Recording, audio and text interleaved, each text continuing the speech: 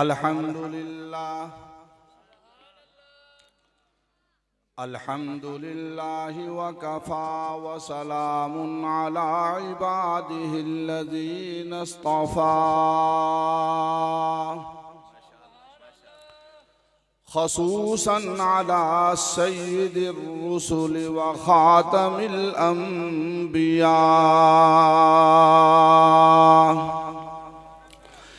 اللهم صل على بلد محمد في البلاد وصل على جسد محمد في الأجساد وصل على رضا محمد في الرياض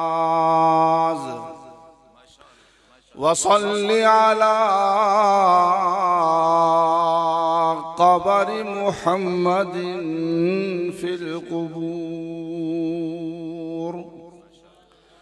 صلاة تكون للنجاة وسيلة ولعلو الدرجات كفيلة أما بعد فأعوذ بالله من الشيطان الرجيم بسم الله الرحمن الرحيم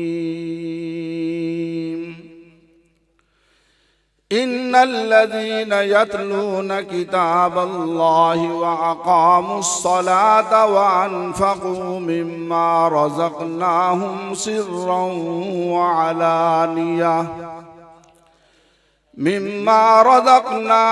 سرا وعلانية يرجون تجارة لن تبور ليوفيهم أجورهم ويزيدهم من فضله إنه غفور شكور. وقال النبي صلى الله عليه وسلم من أحب سنتي فقد أحبني ومن أحبني كان معي في الجنة أو كما قال النبي صلى الله عليه وسلم صدق الله مولانا العظيم وصدق رسوله النبي الكريم ونحن على ذلك لمن الشاهدين والشاكرين والحمد لله رب العالمين. اسی قرآن کے نغموں سے جہاں میں انقلاب آیا، اسی قرآن کے نغموں سے جہاں میں انقلاب آیا، خدا کا آخری پیغام ہے رشد و ہدایت ہے. تیری پستی کو اے مسلم یہی رفعت سے بدلے گا، تیری پستی کو اے مسلم یہی رفعت سے بدلے گا. تفکر کر تدبر کر یہ پیغام حکومت ہے. خرد کی ہر نئی تعمیر میں تخریب ہے پیدا، خرد کی ہر نئی تعمیر میں تخریب ہے پیدا، مگر قرآن کے ہر مفہوم میں ابدی حقیقت ہے. درود پاک پڑھنے سب ساتھ. اللهم صل على محمد وعلى آل محمد كما صليت على إبراهيم وعلى آل إبراهيم إنك حميد مجيد. اللهم بارك على محمد وعلى آل محمد كما باركت على إبراهيم وعلى آل إبراهيم إنك حميد مجيد. اللہ رب العزت کی بے انتہا حمد و توصیف امام الاولین والآخرین، سید المرسلین، خاتم النبیین، رحمت للعالمین، ساقی کوثر، شافی محشر، آمنہ کے لال، عبداللہ کے نور نظر، میرے اور آپ کے ہم سب کے آقا جناب محمد الرسول اللہ صلی اللہ علیہ وسلم کی ذات اقدس پہ الف الف مرہ بعدد کل ذرہ درود و سلام پڑھنے اور بھیجنے کے بعد میرے بزرگوں، دوستوں، نوجوان ساتھیوں، میرے عزیز طالب علم بھائیوں، یہاں اس پروگرام میں کئی دفعہ حاضری ہوئی لیکن حضرت والد صاحب کے ساتھ آتا رہا۔ آج اکیلا آیا ہوں، ان کے بغیر آیا ہوں۔ وہ 2 جون کو اللہ کو پیارے ہو گئے، ان کو بتا کر آیا، ان کی قبر پہ حاضری دی کہ ابا جی میں خانپور جا رہا ہوں جامعہ عبداللہ بن مسعود کے پروگرام میں۔ کچھ دن پہلے مجھے خواب میں ملاقات ہوئی تو میں نے خواب میں حضرت مولانا عزیز الرحمن ہزاروی نور اللہ مرقدہ رحمت اللہ علیہ، ان کے ہاں گیا، میں خواب میں ان کے پاس گیا، ملاقات ہوئی، حضرت سے ٹائم لیا تھا مدرسے کے لیے۔ تو واپس جب آیا تو خواب میں والد صاحب مجھ سے پوچھنے لگے کہ بیٹا کہاں گئے تھے؟ میں نے کہا جی میں ہزاروی صاحب کے پاس گیا تھا، تو مجھے بھی لے جاتے۔ میں نے کہا ابا جی آپ کی طبیعت ٹھیک نہیں تھی اس لیے آپ کے ساتھ، چلو چکر لگایا۔ پھر چھوٹے بھائی مرحوم مفتی عبید اللہ انور رحمت اللہ علیہ نماز عید پڑھا کر آئے تھے، گھر پہنچتے ہی فوت ہو گئے، اللہ کو پیارے۔ ان سے پہلے اس سے چھوٹا بھائی مولانا کفیت اللہ شاد صاحب نماز عشاء پڑھا کر آئے ہیں اور آتے ہی اللہ کو پیارے۔ بس اللہ کے نظام میں کسی کا دخل نہیں ہے، جس حال میں تو رکھے وہی حال گوارا ہے، جس حال میں تو رکھے وہی حال گوارا ہے، بس اتنا تو کہہ دینا کہ یہ بندہ ہمارا ہے۔ بس اللہ اتنا کہہ دے کہ یہ میرا بندہ ہے۔ اللہ تبارک و تعالی ہم سب کو اپنے اکابرین کے ساتھ ہمیشہ وابستہ رکھے۔ یہ عظیم گلشن جو اس جگہ بیٹھا ہے، عظیم گلشن ہے جس کے اندر رنگ برنگے پھول ہیں ماشاءاللہ۔ اللہ تعالی ہم سب کو اپنے دین متین کے لیے قبول فرمائے، اور یہ مجمع جو سامنے بیٹھا ہے اللہ ان کو بھی قبول فرمائے، ہم سب کے ایک ایک قدم کو اللہ قبول فرمائے۔ بیان کا چونکہ وقت بہت ہو چکا، مجھے یاد ہے مولانا صاحب نے مجھے فرمایا، مولانا صاحب نے کہ آپ کو انشاءاللہ جمعہ والے دن 2 بجے ٹائم دے دیا جائے گا۔ 2 بجے کا ٹائم دیا تھا نا، لیکن جمعے کو تو چونکہ کل وہاں ہمارے چشتیہ میں یہ میرے ایک طالب علم تھے، وہ تفسیر پڑھاتے تھے، ان کا آخری سبق تھا، تو مجھے کہنے لگے قاری صاحب سبق آپ نے پڑھانا ہے۔ میں نے کہا چلو ٹھیک ہے میں سبق پڑھا دوں گا۔ اس لیے میں نے حضرت سے معذرت کی کہ جمعے کو تو نہیں آ سکتا، جمعے کی نماز کے بعد میں نے ادھر جانا ہے۔ جی جی جی، وہ اصل میں جب وہ حاصل پور والے لڑکے کی باری آئی نا تو میں سمجھ گیا کہ اب چشتیاں کی باری آ جائے گی انشاءاللہ۔ تو پہلے علی پور، پھر حاصل پور، پھر چشتیاں شریف آئی گیا۔ جی جی جی، بس ایک بات کہنا چاہتا ہوں، شیخ عبداللہ ابن مبارک رحمت اللہ علیہ جا رہے تھے، رستے میں ایک لڑکے سے ملاقات ہوئی، اس سے پوچھا بیٹا تو نے کچھ علم حاصل کیا ہے؟ اس نے کہا جی میں نے 4 چیزوں کا علم حاصل کیا ہے، یہ 4 چیزیں آپ اپنے ذہن میں بٹھا لیں۔ پہلی بات، میں نے سر کا علم حاصل کیا ہے، میں نے کانوں کا علم حاصل کیا ہے، میں نے زبان کا علم حاصل کیا ہے، میں نے دل کا علم حاصل کیا ہے۔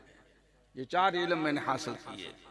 تو شیخ عبداللہ ابن مبارک رحمت اللہ علیہ فرمان لگے کہ سر کا کیا علم حاصل کیا ہے، زبان کا تو نے کیا علم حاصل کیا ہے، کان کا کیا علم حاصل کیا ہے، دل کا کیا علم حاصل کیا ہے؟ تو اس بچے نے کہا سر کا علم میں نے یہ حاصل کیا ہے کہ اس سر کو اللہ کے سوا کسی کے سامنے نہیں جھکا. اللہ کرے یہ علم ہمیں بھی مل جائے. نبی اکرم صلی اللہ علیہ وسلم نے یہی محنت کی تھی کہ غیر اللہ سے توڑ کر اللہ سے جوڑا تھا. اس لیے شاعر نے کیا خوب کہا, درے مصطفیٰ پہ جو آتا ہے یارو وہ در در پہ سر کو جھکاتا نہیں ہے. درے مصطفیٰ پہ جو آتا ہے یارو وہ در در پہ سر کو جھکاتا نہیں ہے. اور نبیوں نے توحید ہم کو سکھائی, جسم اپنا پتھروں سے زخمی کرا کر, جسم اپنا پتھروں سے زخمی کرا کر وہ کہتے تھے لوگوں پڑھو لا الہ خدا کے سوا کوئی داتا نہیں ہے. ادب کر بے ادبی سے آواز ورنہ محمد کا دیدار ہرگز نہ ہوگا, محمد کا دیدار ہرگز نہ ہوگا. جو ہوتا ہے عاشق وہ جاتا ہے در پر, جو ہوتا ہے عاشق وہ جاتا ہے در پر, نبی کو وہ گھر گھر بلاتا نہیں ہے. 5 روپے دی مفلیاں منگائیاں, 50 روپے دی مفلیاں منگائیاں, ختم شریف دیتا, لو جی حضور آ گئے. واہ بھائی, جو ہوتا ہے عاشق وہ جاتا ہے در پر, نبی کو وہ گھر گھر بلاتا نہیں ہے. اس لیے میرے بھائی پہلا سبق کیا ہے, اس سر کو کس کے سامنے جھکانا ہے؟ سارے کہو اللہ ہی کے سامنے جھکانا ہے, کسی اور کے سامنے نہیں جھکانا. اور دوسرا علم کان کا علم میں نے حاصل کیا. کیا فرمان لگے جی, کان کا میں نے یہ علم حاصل کیا کہ اس کان سے کلام اللہ کو سننا ہے, اللہ کے کلام کو سننا ہے. اس لیے کہ جو بندہ گانا سنتا نا, گانے سے کیا پیدا ہوتا ہے؟ نفاق. گانا نفاق کو پیدا کرتا ہے, جیسے پانی کھیتی کو پیدا کرتا ہے, اگاتا ہے, اس طرح گانے سے نفاق پیدا ہوتا ہے. آج ہمارے معاشرے کے اندر نفاق اس لیے زیادہ ہے کہ ہر بندہ ادھر لگ گیا, گانے میں لگ گیا. تو میرے بھائی اللہ نے اپنا کلام اس لیے دیا کہ ان کانوں سے اللہ کا کلام سننا ہے. اور زبان کس لیے دی؟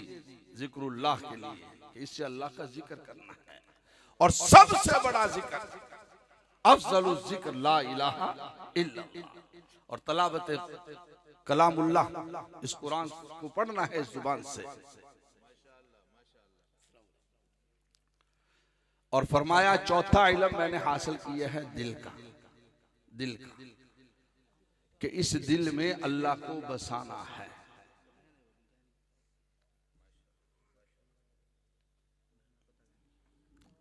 اللہ دل میں سما جاتا ہے, لیکن جس دل میں غیر اللہ نہ ہو وہاں اللہ سماتا ہے. سب کو نکال دو, اپنے دل میں اللہ کو بٹھا لو. تو میرے بھائی کلام اللہ کو سننا بھی ہے, کلام اللہ کو پڑھنا بھی ہے. اللہ نے ہمیں یہ کلام اللہ, یہ قرآن مجید کس لیے دیا؟ 5-7 غلافاں چ بند کر کے کر دے وچ رکھ دو, 5-7 تعویذ بنانے کے لیے, ان کاموں کے لیے نہیں دیا. وہ ہمارے معاشرے کے, ہمارے علاقے میں نا ایک بچی نے پیسے تھے کچھ, اس نے قرآن مجید میں رکھ دیے. اس سے پوچھا اس کے باپ نے, تو یہ اپنے پیسے قرآن مجید چ کیوں رکھے؟ انہوں نے کہا ابا منو پتہ سی, پکی گل سی بھی اینو کوئی نہیں کھولے گا. میں آج تک نہیں ویکھیا کسی نے قرآن کھول دے آیا. میں کہا یہ دے وچ رکھ دواں پیسے, اینو کوئی نہیں کھولے گا. استاد نے کہا سنا یار اپاں لائبریری بنانی ہے, سکول دے وچ لائبریری بنانی ہے, تو جیڑی کتاب تھوڑے گھر چ فارغ ہوئے نا تو چک کے لے آئیو, جیڑی کتاب فارغ ہوئے. لو اگلے دن ہر منڈائی قرآن چکل جا رہے ہیں، ہر منڈائی قرآن چکل جا رہے ہیں۔ استاد حیران ایک ہی کتاب انہوں نے کہا تُسی کیسے جیڑی کتاب کارچے پڑھی نہ جاوے نا وہ لے کے آنی ہے، ساڑھے کارچے کوئی بھی نہیں پڑھتا ہے اس واسطے یہی لے کے آنے ہیں۔ میرے بھائی مجھے یہ بتاؤ کیا اللہ نے قرآن اس لیے دیا تھا؟ صحابہ کی شان کیا ہے؟ الذین یتلونہ حق تلاوتہ اولئک یؤمنون بہ، جنہوں نے قرآن کی تلاوت کا حق ادا کیا یہی لوگ پکے مومن ہیں، پکے مومن۔ اس لیے جو میں نے آیت پڑھی ہے، اس آیت میں اللہ نے تجارت بتلائی ہے جس میں نقصان نہیں ہے۔ تین چیزیں ہیں، کون کون سی؟ ان الذين يتلون كتاب الله واقاموا الصلاة وانفقوا مما رزقناهم سرا وعلانية يرجون تجارة لن تبور۔ بے شک وہ لوگ یتلون کتاب اللہ، جو اللہ کی کتاب کی تلاوت کرتے ہیں اور نماز پڑھتے ہیں اور اللہ کے دیے ہوئے مال کو اللہ کے راستے میں خرچ کرتے ہیں، وہ ایسی تجارت کرتے ہیں جس میں نقصان نہیں ہے۔ ہر حرف پہ 10 نیکی، ہر حرف پہ، اور اگر وضو سے پڑھا جائے تو 25 نیکی، اور اگر نماز میں پڑھا جائے تو 100 نیکی۔ میں نے جب یہ پڑھا تو الحمدللہ کئی سالوں سے میرا معمول ہے، میں ہر روز 1 سپارہ نماز میں ضرور پڑھتا ہوں، تاکہ اللہ ہمارے کھاتے کے اندر نیکی لیے یہی کام آئیں گے بھائی، اور کچھ کام نہیں آئے گا، اور کچھ کام نہیں آئے گا۔ یہ قرآن کریم کے پڑھنے سے بغیر وضو سے پڑھیں تو کتنا ثواب ملتا ہے جی؟ 32 لاکھ نیکی، 32 لاکھ نیکی۔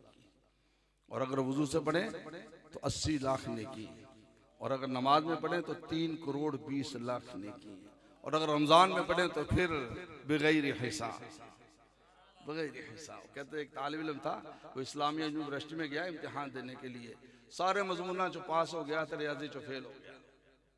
ان کسی نے وہ جب تو ریاضی کیوں نہیں پڑھے ہوئی پڑھ لینا، تو مجھ صاحب کہنے لگا کہ اللہ تعالیٰ جو تو فرمان دینے کہ میں بغیر حساب کتاب دوں گا تو ریاضی تو وہ پڑھیں جنہوں نے حساب نہ لینی ہے، ایسی بغیر حساب تو لینی، سانو ریاضی پڑھنے کی ضرورت ہے۔ ویسے ریاضی مولوی نو آنی چاہیے دی ہے، کیونکہ وراثت دے مسائل تو ریاضی نہ نہیں دسے گا، اگر انہوں ریاضی نہیں دی تو وراثت دے مسائل کیوں نہیں دسے گا؟ ریاضی آنی چاہیے دی۔ تو بہرحال یہ بہت بڑی تجارت ہے، اس تجارت کو ہم نے حاصل کرنا ہے۔ قرآن سے میرے بھائی تعلق جوڑ لو۔ یہ قرآن اللہ نے اس لیے نہیں بھیجا کہ ہم گھر کے اندر رکھیں، میں چاہتا ہوں، ہماری جماعت یہ چاہتی ہے کہ ہماری پارلیمنٹ میں بھی قرآن ہو، جی ہمارے بازار میں بھی قرآن ہو، ہمارے گھر میں بھی قرآن ہو، ہمارے سینے میں بھی قرآن ہو۔ اللہ تبارک و تعالی ہمیں اس قرآن سے سچی محبت کرنے کی توفیق عطا فرمائے، پڑھنے کی، سمجھنے کی، عمل کرنے کی اللہ توفیق عطا فرمائے۔ وآخر دعوانا الحمدللہ رب العالمین۔